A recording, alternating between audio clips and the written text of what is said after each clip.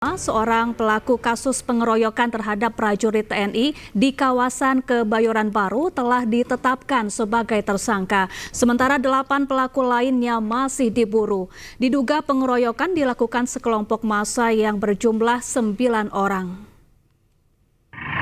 Bang, dari kanan. Kok? Ya.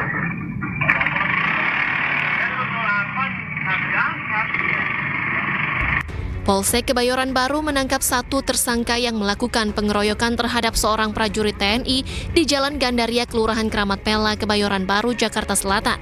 Sedangkan 8 orang lainnya masih diburu polisi. Diduga pengeroyokan dilakukan sekelompok massa yang berjumlah 9 orang.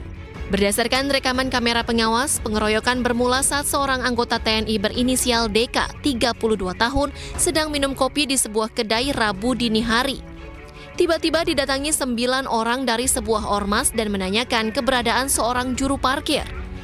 Lantaran tak mengenal pria yang dicari, anggota TNI Angkatan Laut ini menyarankan para pelaku untuk bertanya ke orang lain.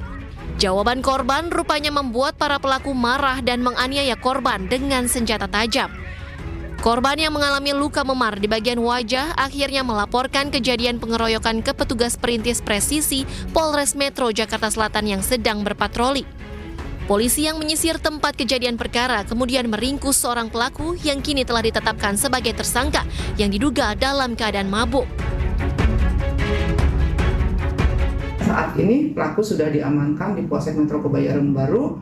1 orang pelaku dengan nama tersangka Abi Rezaldi. Korban tidak sempat dilukai, cuman udah dikejar, kemudian korban ditolong oleh polisi presisi yang pada saat itu sedang patroli, gitu. Sehingga polisi tersebut bisa mengamankan 1 orang tersangka yang sedang kami proses saat ini.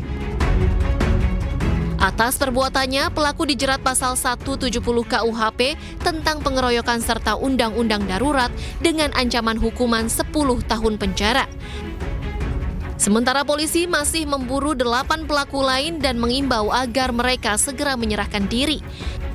Dari Jakarta, Rizky Falufi, iNews melaporkan.